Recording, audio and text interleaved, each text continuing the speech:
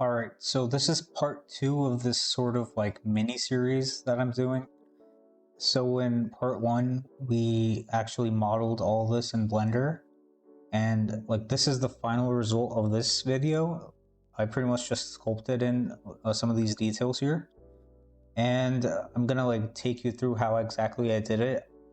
What I basically did in this video was I sculpted on one of these parts, and then I pretty much just repeated the exact same thing, like used the exact same brushes and all that. Except for this, I used some ornament brushes right here, and I'll also show you how I did that. So some things to note, what I used was ZBrush for the sculpting. If you want to use Blender and follow along, I'll actually show you which brushes to use. So I mainly use 3 brushes: the clay buildup, the trim dynamic, and the dam standard. And the equivalent in Blender for this brush, the clay buildup, is the clay strips brush. And then for the trim dynamic, you could use like the scrape brush, and for dam standard, you could use the draw sharp brush. And obviously, I would say you should use a tablet to sculpt these and not a mouse. If you don't have a tablet, get one. I think the cheapest one is around $20 to $25. Probably something from Huan. I think that's how you say it, I'm not sure. I'll link one in the description as well.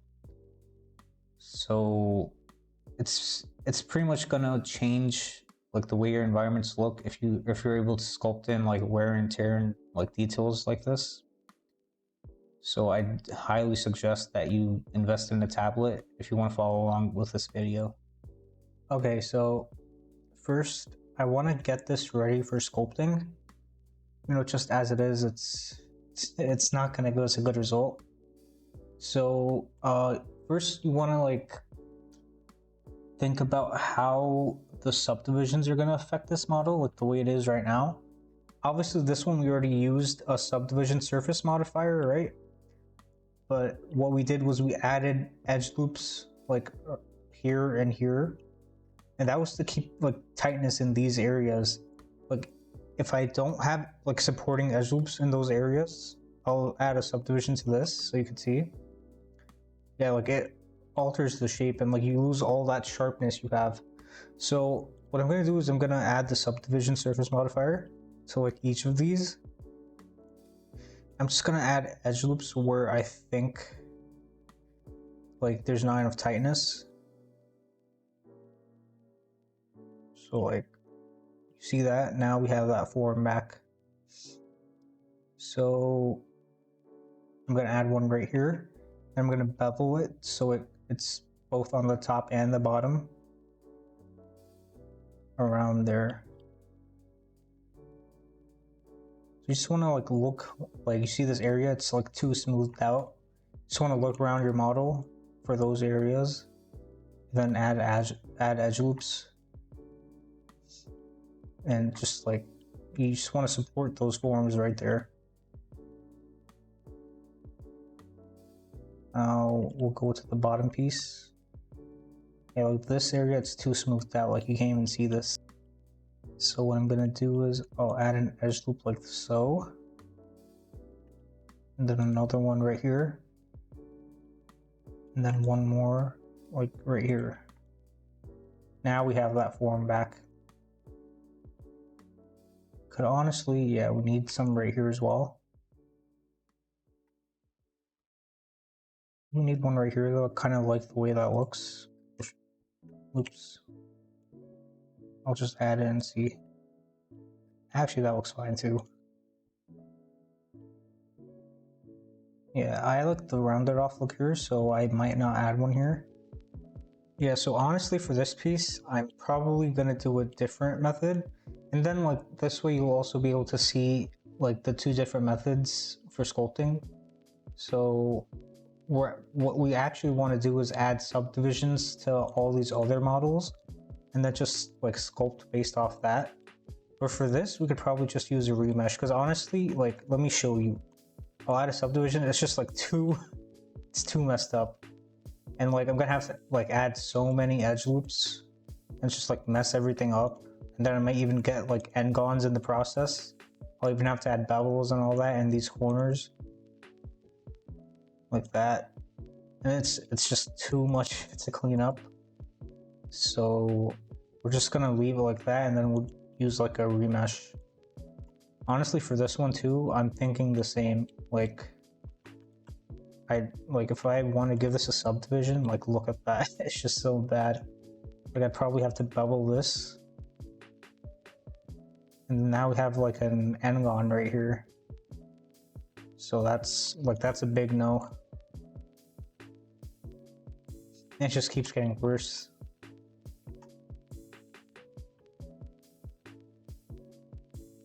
Like normally, like if I took this to ZBrush with this, like this face wouldn't even show up because it's an n-gon. So I think I'll also just use a remesh for this. It's actually called Dynamesh in ZBrush, but in Blender, like you go into sculpting mode, and then you'd hit R, and it brings up this like sort of like lattice. So it's basically showing you in like right in front of your model like how dense the new remesh geometry is gonna be. So like, if you did something like this maybe, and then hit Control R, I see now you could like sculpt on it and stuff. So yeah. So I think these are all ready now. So what I'm gonna do is I'm gonna select all these, right click, and convert to mesh. So that's just gonna apply all the modifiers. And then I'm just gonna export this to ZBrush. Okay, so now I'm here in ZBrush. And look, as you can see, the model like exported fine. So I'm just gonna start off by giving this piece some subdivisions. So I'll divide it once for now. And I'll just sculpt on it to see how it's looking. And I could even check the topology right here. And I think it's gonna need just one more subdivision. And so now it looks pretty clean. And like, also it depends on your use case. Like if these models are gonna be far away in your scene and not super up close, like using a lower subdivision count is also fine. But if they're closer up, you really want to push those details out more. So like the more, the more dense it is, the better. All right, so I'm just gonna start by using the trim dynamic brush. I'm gonna start adding some edge wear. By the way, I'll keep symmetry on for now, because even though like it's not super realistic, but you could always use some tricks later on. So I'm just gonna start adding some edge wear. Maybe that's too strong, so I'll keep it a bit minimal. So I'm just gonna go around the mesh in like random areas. I'll start like adding some wear and tear, and mostly just on the harder edges. Not like too much, but also you want to keep in mind like areas that are like colliding with each other, like this piece and this piece would be separate, so like there'd be more edge wear right here, so you want to keep that in mind. For now I'm just gonna add in some light variety right here.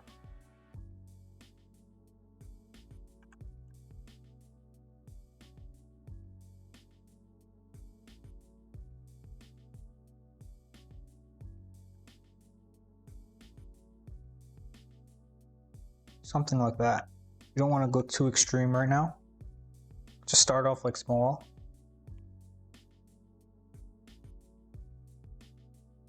Also adjust your brush size according to the area you're working on.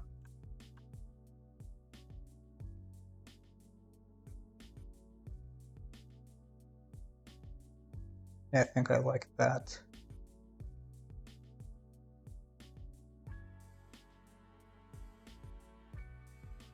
Yeah, so you pretty much get what I'm doing, right? I'm just adding some edge wear on the harder edges, just making sure that it doesn't look too clean, because I do want this to be like sort of an abandoned model.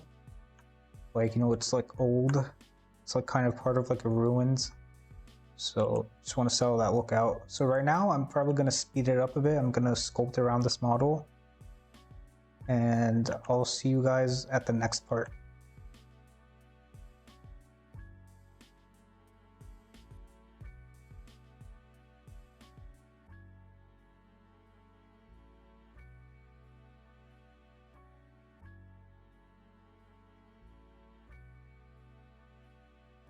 Okay, so yeah, you can see like all we did was just trim dynamic around the whole model, and like we already have a pretty rocky looking like piece right here. But now what we could do is like add in more like larger indents, kind of like cracks, or kind of like blows, like, you know, it could have been through like a war or something, and like some like, you know, arrows, or I don't know, like anything, like just hit this thing. So you could just start to take away some volume right here. You could even just clean it up with trim dynamic. You know, keep the rocky look. I guess this is kind of stylized, but it is a rock.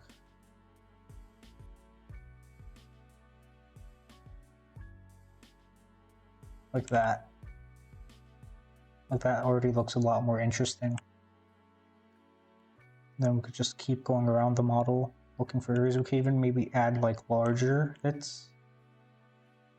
Maybe something here, because it's also colliding with this. So I feel like it would be appropriate to have like a larger like wear over there.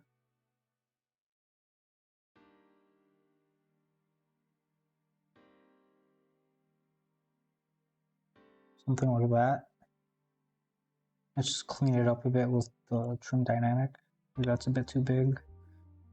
Just make sure like when you're cleaning it up, the brush, the trim dynamic brush isn't too big, because then you're going to lose a lot of the detail. Like if I just have it this big, it just starts flattening everything out. Just keep it a little small. Use lighter brush strokes. That way we're like keeping all the detail which is sculpted in. Kind of something like that right there. That looks pretty nice. Yeah, just look around the model. Also, don't like go too ham with this, unless like that's the look you're going for. But like generally, I'd say like don't overdo it. Just a little bit should be fine.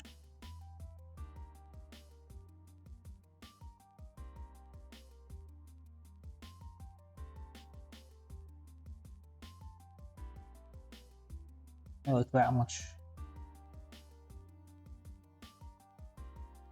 And then later on, we could add like actual larger cracks with something called alphas, and I'll show you that in a bit. So this looks okay. Yeah, that's fine. Maybe you could add something right here.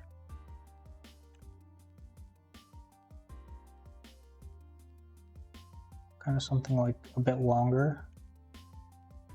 We'll even like maybe remove a lot of volume around here. Like maybe this was the main point of impact, and then it's just cracked a bit as it went on. And then, you know, again, trim dynamic, clean it up a bit.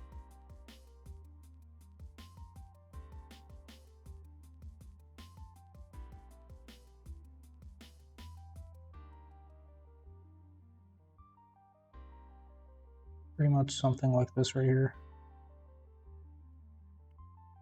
Also, some areas like this, you might have to smooth it out a bit, but don't overdo it. It's just gonna kill all those details you sculpted in by your hand. I see it. That looks pretty cool, to be honest. You know what I think we'll do is we'll also scrape off these edges right here a little bit. Yeah, that looks fine. Nice. And I will add one on the back here too. I think I'll add it down here again. Maybe we'll make this like a larger flow as well. Something like that. Yeah. Let's actually dig it in more from here. Yeah. And just clean it up.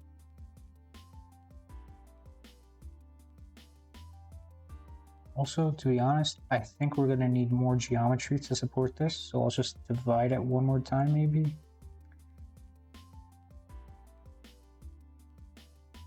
Yeah, now it's looking better. Yeah, now it is gonna be really like dense. We're at 4.2 million points. And that's like ZBrush displays vertices. So like the actual polygon count is like almost gonna be double what it's showing there. So yeah, you just wanna watch out like for like how much your machine could handle.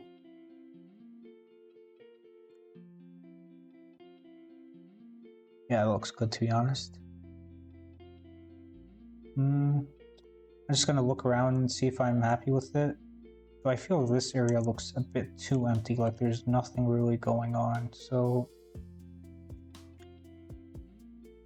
I think I'll just do something like that. Then maybe bring it down a bit right here. Yeah, that looks fine. And then yeah, I'm just gonna clean it up.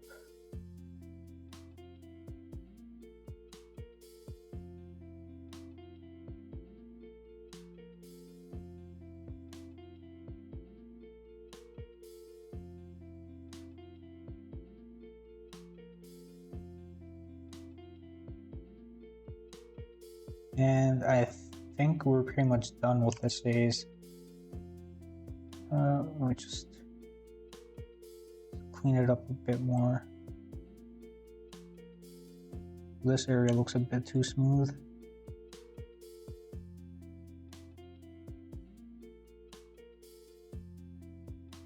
Okay, yeah, I think that's fine now. Alright, so yeah, once this is done, you maybe want to try adding in some alpha textures. I'll show you how to do that. Alright, so for alphas, what they basically are is like these black and white images of certain textures that you could pretty much project onto your sculpt model. So I'll show you right now. I have this alpha set up.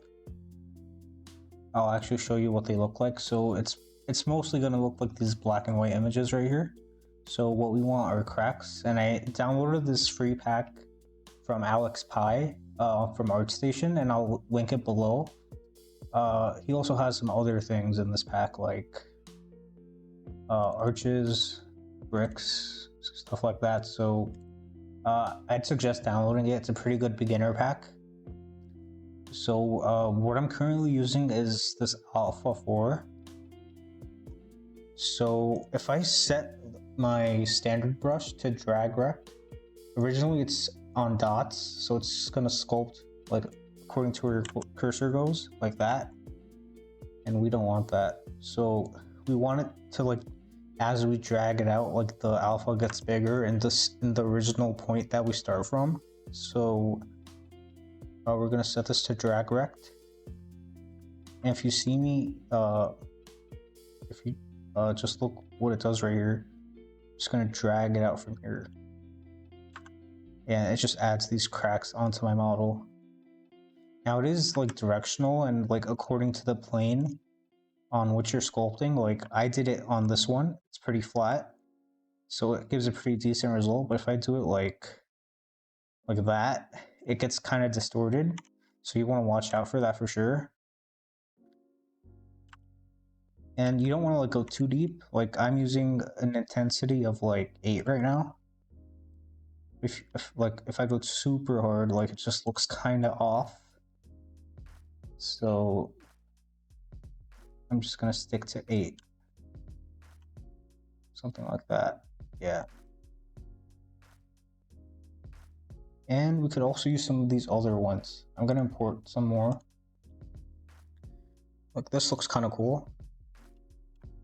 Let's see what it does. Yeah, it's adding like a bunch of noise. I'll honestly keep this even lower. I don't want it too strong. Okay, maybe that's a bit too weak. Okay, yeah, that's pretty good. We don't want it to be like super strong. You could just like go around your entire model, like just add this randomly. Like no one's gonna be like, oh, that looks kind of off. So yeah, it just adds like a little extra layer of detail.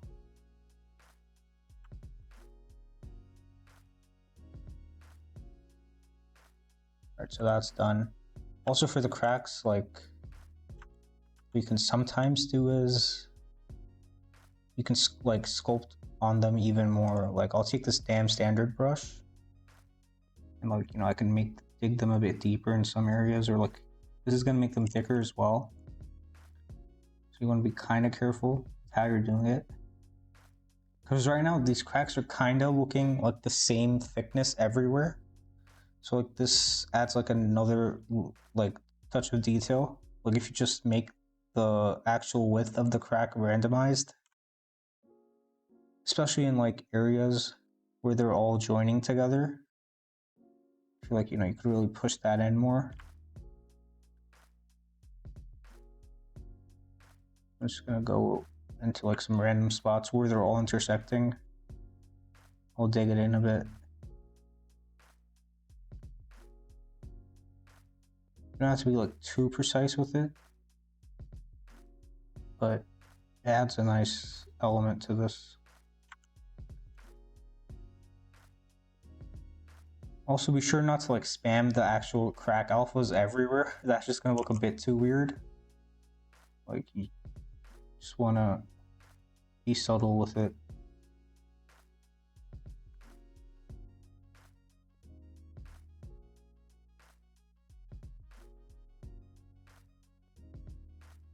So I think that might be good enough. Let's maybe add a crack on this side as well. So I'm gonna go back to my standard brush. And let's see what else we could use. Maybe we could use this one. Let's see. I'm gonna increase the intensity though. Maybe, yeah, let's try 8 again. How's this looking? It's kind of not as strong, so I think I'll increase it a bit further. Maybe 10. Okay, yeah. Now it's fine. Yeah, that looks good. So just want to take a look around. I think maybe we could add a bit on the sides. But I'll start from the bottom, so it's not like, it's not just everywhere. Like maybe like that. That looks fine. Maybe just like a little bit from the top. I'm just gonna go in dynamic solo so I could see this actual top part. And I'm just gonna, maybe that's a bit too close to these. So I'll start from here. Oops.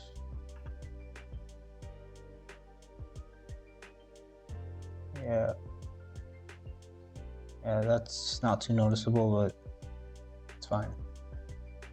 Yeah, so basically that's about it. Like these are like pretty much the steps you want to take when you're sculpting these. And honestly, there's another neat trick to add more detail. If you go to masking in ZBrush, I think there's an option in Blender.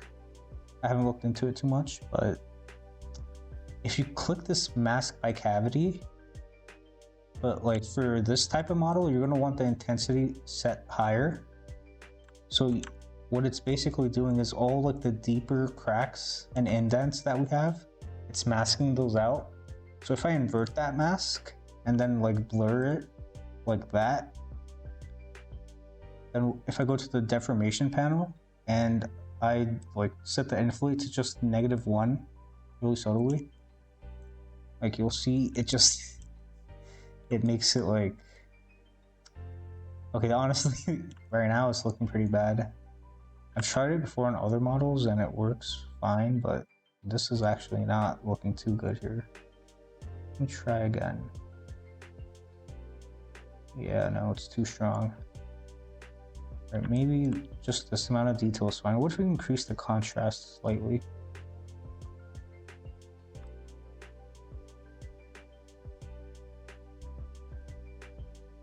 Yeah, okay, honestly, this looks much better. Yes, maybe try increasing the contrast. And honestly, this is kind of necessary, like having a really contrasty looking sculpt. Because most of the times when you're gonna like decimate this or try baking it on something, like you're gonna lose a lot of details, mostly because of like the resolution of your texture map or something. So like if you have this like super contrasty, it's most likely you're gonna be able to capture all these smaller details as well. And like during rendering, these might look more noticeable too.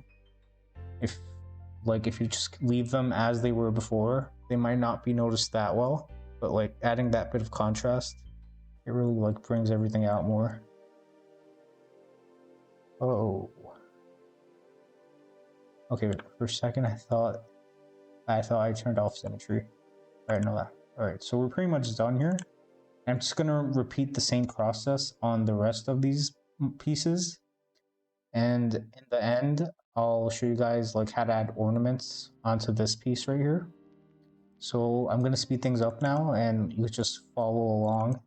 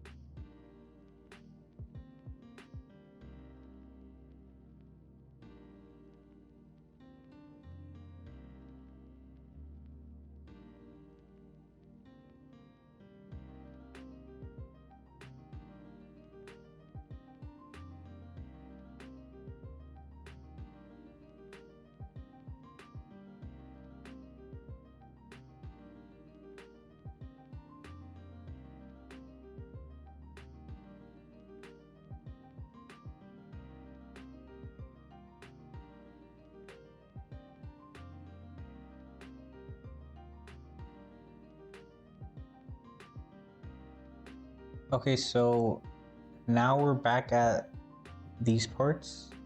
If you remember, I told you guys we're gonna use a different method. Like we're gonna use the Dynamesh method, because of course, like setting it up for subdivisions was gonna be kind of hard. So since these are gonna be decimated anyway, it doesn't really matter which method you're using to sculpt them. So I'll just show you real quick. I'll set the Dynamesh really high, maybe something like this. Actually, let's test it out. Yeah, so that's a bit low. What about this much? See how dense it is? Let's try sculpting on it to test it out. Yeah, no, it's still too low to be honest. Oh, it's quick saving. Okay, so I just lost all my undos there, or it's whatever. Just go higher. Is this workable? I think it might be. Yeah, this should be fine. So I think maybe for the alphas we'll add more geometry later, but for now, like I'm just gonna add edgeware and like, you know, add the dents and all that, and then I'll try adding alphas after.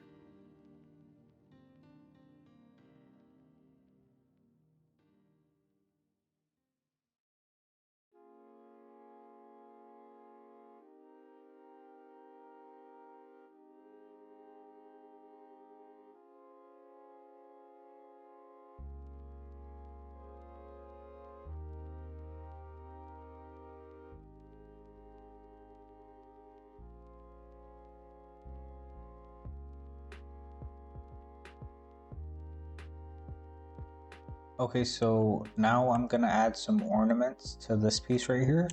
So I have this pack that I got from CG Sphere. Like, it has all these like cool ornaments on it, and I've already selected one. So I'm just gonna try to find the midpoint of this like mesh right here. And yeah, it's right there. And I'm just gonna drag it out. Actually, I think I'll go a bit higher. Yeah, like somewhere around here maybe. Maybe a bit higher even. Like something like that. And like if you're using Blender, by the way, you could actually like model these out, and then you could literally like use them, like you could save them as your own brush. And like if you guys want to see that, I could maybe do a future tutorial on how to do that. Like, it's pretty cool. It's using these things called VDM brushes. So there's probably some tutorials for it already, but in case you want me to make one, I could do that too.